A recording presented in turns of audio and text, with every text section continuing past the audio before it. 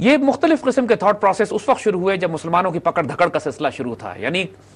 تقریباً 50 سال 1857 کی جنگ کے بعد بھی، یعنی پریکٹیکلی حال یہ تھا کہ مسلمان مجاہدین کو، تحریکی والوں کو، کیونکہ بہت سے مجاہدین ایسے تھے they had never given up، وہ لڑ رہے تھے، مزاحمت پھر بھی کر رہے تھے. سید احمد شہید کی تحریک جو 1831 میں بالاکوٹ میں آپ شہید ہوئے تھے، ان کے مجاہدین اگلے 100 سال تک لڑتے رہے انگریزوں سے، اور ٹرائبل ایریا سے ان کی تحریک بغاوت چلتی رہی. تو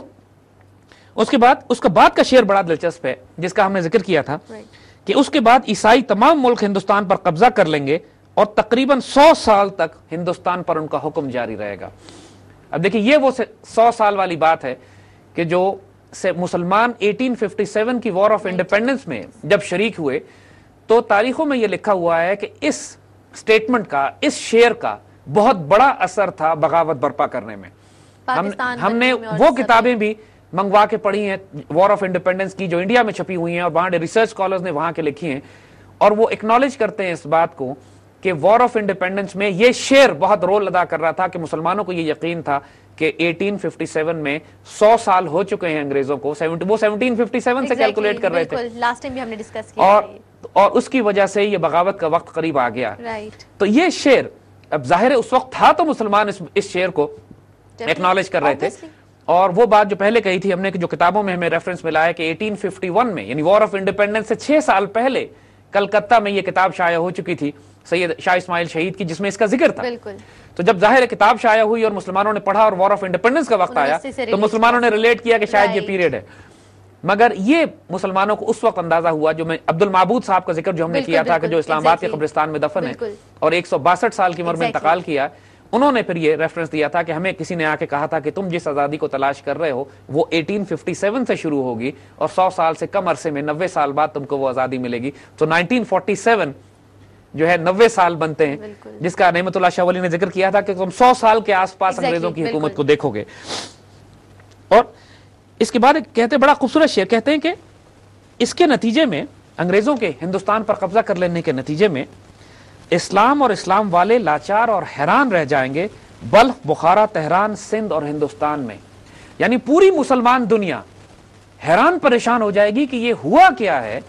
کہ جہاں ایک طرف اتنی بڑی مغل سلطنت مسلمانوں کی جو 1000 سال ہندوستان پر مسلمان حکومت کرتے آئے، اب کیفیت یہ ہوگی کہ یہاں پر عیسائیوں کی حکومت غالب ہو گئی اور مسلمانوں کا نام و نشان مٹانے کی بات ہو رہی ہے. پورا نظام جو 1000 سال میں مسلمانوں نے قائم کیا تھا وہ سارا ایسا صاف کیا گیا، ایسا غائب ہوا کہ ہندوستان دارالاسلام سے دارالکفر بن گیا. اور جب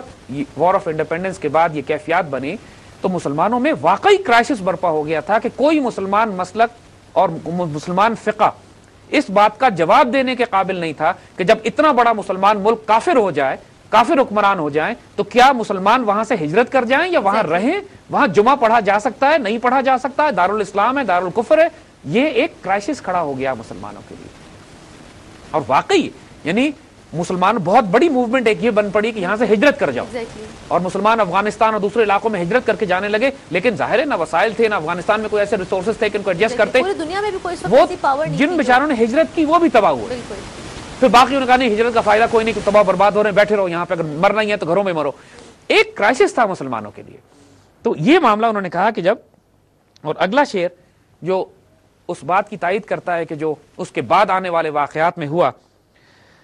در مکتب و مدارس علم فرنگ خوانن، در علم فقہ و تفسیر غافل شون بگانا. سکولوں اور درسگاہوں میں انگریزی پڑھائی جائے گی اور فقہ اور تفسیر کے علم سے غافل ہوں گے اور دور ہو جائیں گے. انگریزوں نے یہی کیا آنے کے بعد کہ اوور نائٹ ڈیفینیشن چینج کر دی کہ ہمارے نزدیک پڑھا لکھا وہ ہے جو انگریزی جانتا ہو.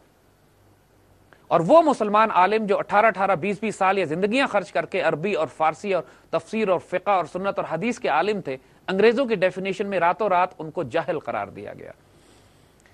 اور پورا سرکاری دروازے نوکریوں کے، انگریزوں کے بینیفٹس کے، پریولیجز کے ان پر کھولے گئے کہ جو انگریزی تعلیم جانتے تھے، پڑھے لکھے لوگ ان کو کہا جانے لگا. ہم سب جانتے ہیں ایگزیکٹلی. تو ایجوکیشن سسٹم میں کالے نے جس طرح تبدیل کیا، اس نے کہا کہ ہم نے ایک قوم کو اپنا غلام بنا کے رکھنا ہے، لہٰذا ہم نے اس کی ذہن سازی اس طرح کرنی ہے کہ مغرب سے آئی ہوئی ہر چیز کو وہ اچھا تصور کریں، ان کے نزدیک مغرب کی زبان، اس کی تہذیب، اس کا لباس، اس کے عادات، اس کے اخلاق، اس کا کلچر، جب تک کہ یہ اس کو سپیریئر نہیں سمجھیں گے اس